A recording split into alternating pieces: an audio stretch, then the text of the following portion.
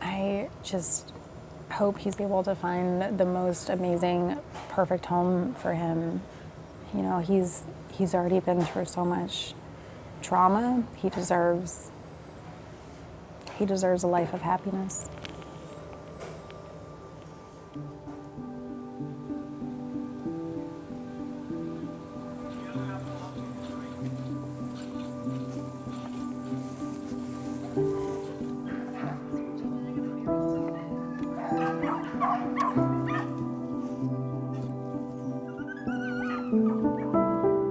According to the Department of Justice, this is the largest dogfighting seizure that has taken place in the state of South Carolina.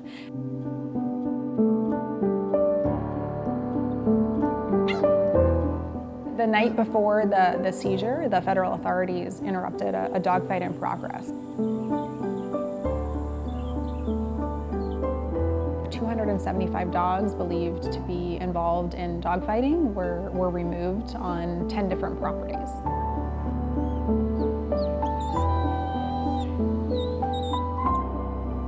Our team was split between 3 different properties. So the property that I spent most of the time on, the dogs were in significant distress. There were several of them that had extensive injuries.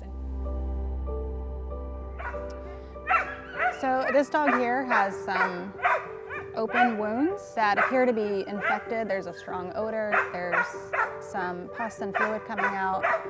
Pretty likely in some pain with that level of untreated injury. He has puncture wounds on the outside and on the inside, and then underneath his chest he has a really large hole.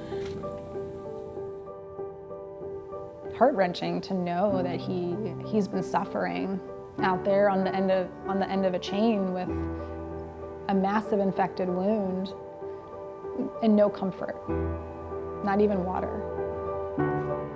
The ones that are wounded with, infected wounds have a much different demeanor than the ones that aren't currently wounded. And, you just wonder, what have these dogs been through?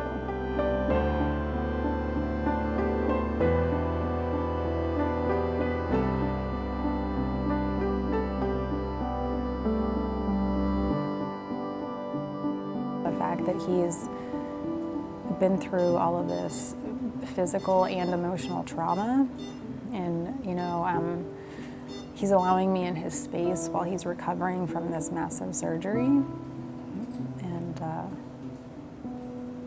just incredible.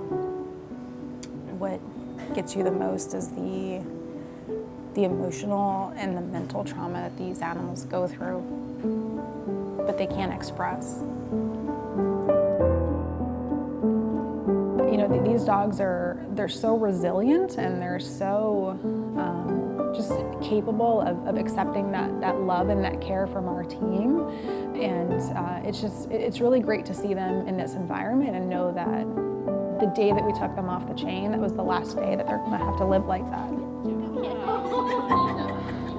Oh, there's food on it. Oh. You can't have it. There was a little piece